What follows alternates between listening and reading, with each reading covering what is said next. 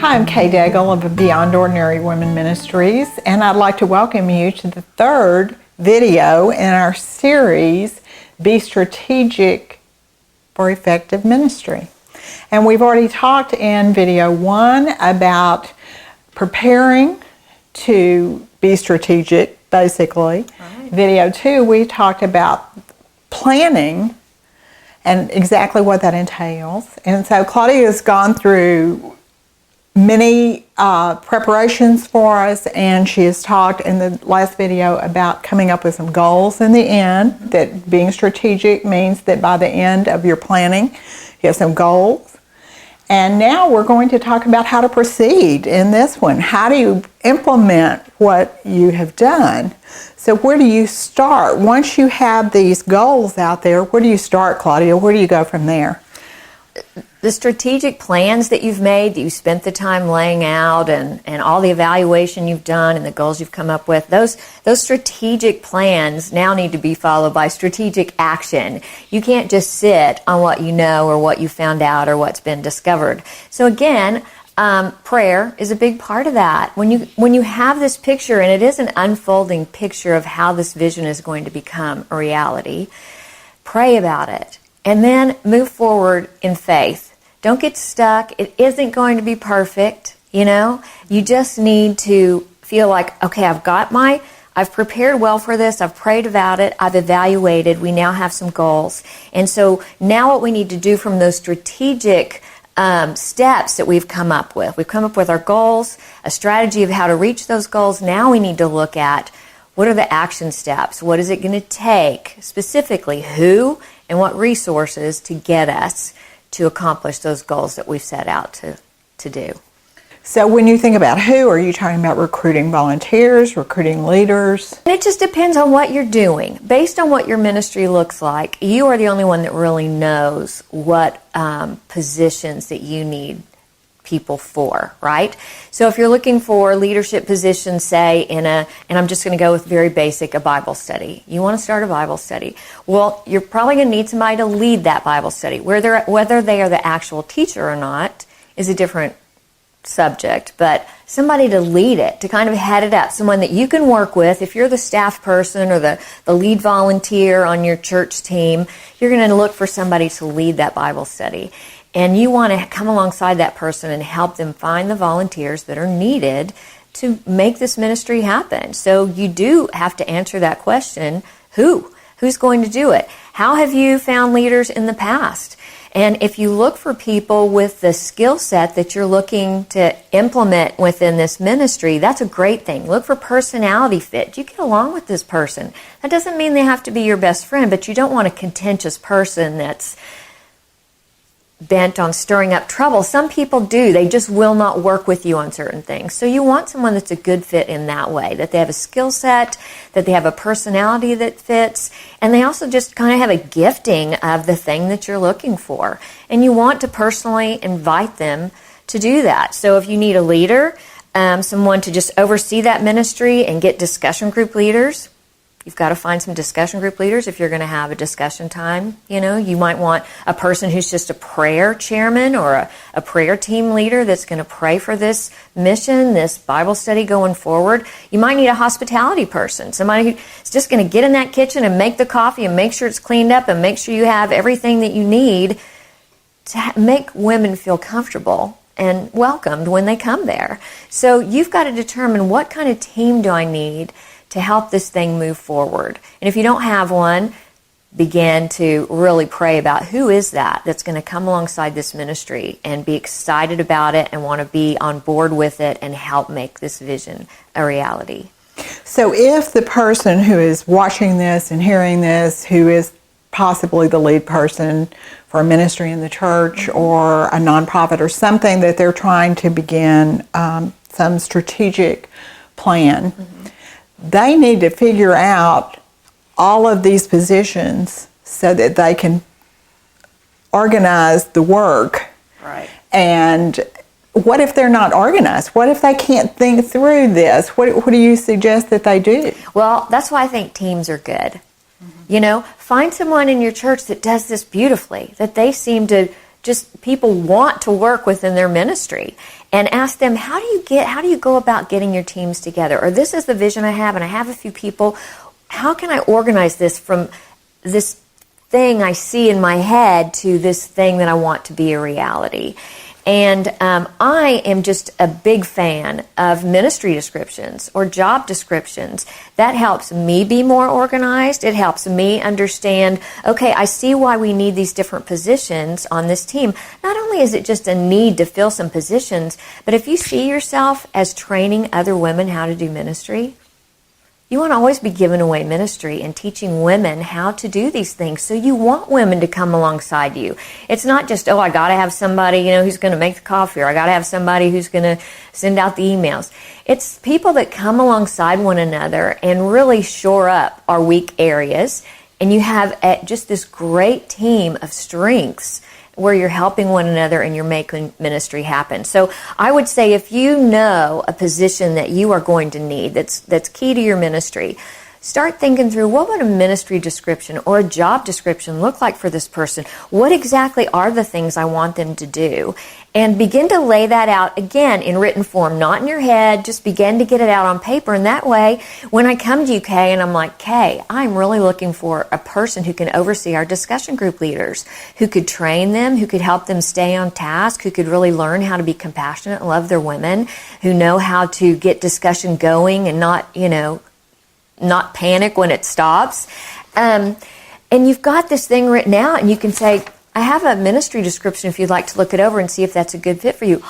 You've just set them up for success. I mean, really, when they're successful, the ministry's successful. The church is successful. People grow. Fruit's being produced. I mean, I think it's a big part that a lot of ministries are missing by not going through the process of writing out, what does that role entail? And then giving them, this is what it looks like. And that person can easily look and go, that is so not me, but you know what? There's something I would love to do, and I'd love to talk to you about that.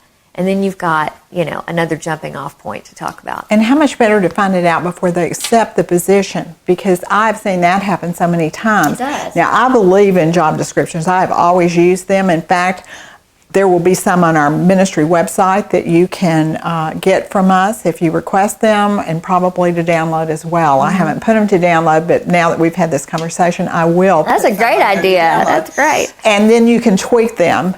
But what I have found is women tell me, well, I started doing this job, but nobody told me I would have to do 1, 2, 3. I can't do 1, 2, 3.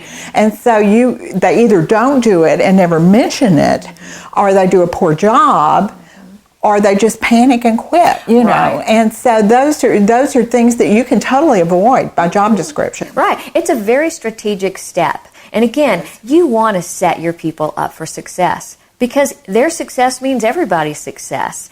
And I think it's just I'm not saying it's simple, but it is a simple thing to do when you're thinking about putting together a ministry. And like you said, better to be proactive and strategic on the front end where everybody knows, what part they own of this ministry or this vision.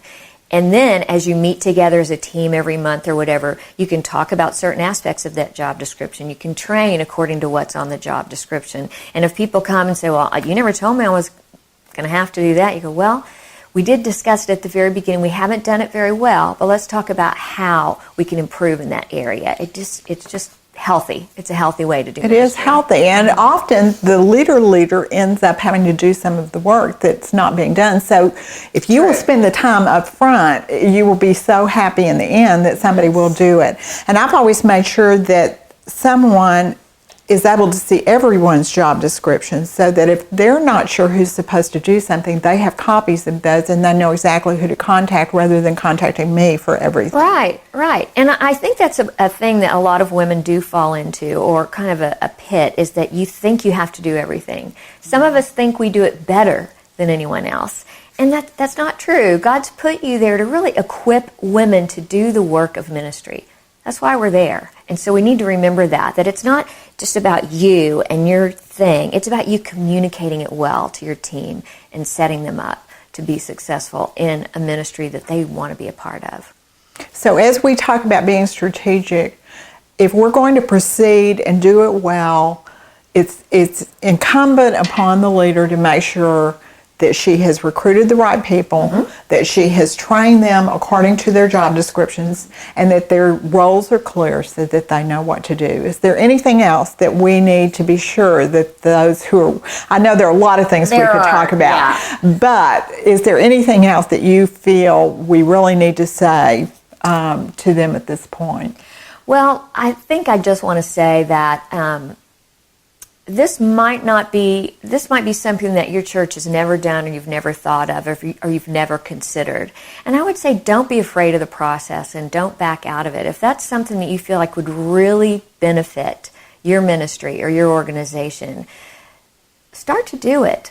You'll be surprised how much you learn, how much freer you feel as you go about ministry, and you're not just kind of winging it or trying to put Band-Aids on things as they go wrong. It's a very empowering thing to do. And so I would just encourage people to do that. And there's a lot of things you do need to consider as you proceed. Your resources, what's available, rooms, childcare, material fees, those kind of, there's a lot of things you need to consider. But that will all come as you begin to go through this process, and you really do take time to prepare and then plan, and then you proceed and watch that vision become a reality. And once you do it, you evaluate it and you begin over again to see next time, how do we change what we did? Where did we miss it? Where did we go wrong? Where were we weak? And it's a continuing process. It is. Evaluation is ongoing. When you quit evaluating, many times I think we're just afraid to find out what we already know is kind of happening within a ministry. If it's starting to go south a little bit, or you see no fruit, it's not productive, lives aren't being changed, people aren't meeting Jesus, whatever those things are that aren't happening. Sometimes we're just like, I just don't have the capacity, the mental energy, whatever, to deal with this right now. But you'll be glad that you kept evaluating and you surveyed maybe the people that are coming to your programs or events, and just getting that feedback. It's healthy. You have to shore up for it a little bit mentally if some things aren't going well, but it is very healthy in helping a ministry be all that it can be. It really is. Well, thank you so much, Claudia, for all three of these videos to help those out there really become a strategic ministry and use their resources well, because what they do is strategic and well planned with specific goals out there. Right. I think a church or an organization's time and their people and their resources, they're far too precious to just not think strategically. Right. Not do what every person has an idea, we'll just do them all. Exactly. Right. You need to be more strategic than that. Yes. So be sure and go to our website. Claudia is going to put some articles on our blog there about strategy, goal. You can look them up through those terms on the blog and find them, or you can use her name and look up the blogs that she has written. And we will have something about job descriptions and organization. I think we already have some blogs on recruiting. I think all of these have either been already written somewhat about, or will be by the time these videos are ready for you to watch. And contact us if you have questions, if you have a specific issue with any of this that you need help with. I'd be happy to talk with you, or Claudia would as well. Just go to beyondordinarywomen.org and contact us, and I'd love to talk to you. Thank you again so much. Thank you. Yeah.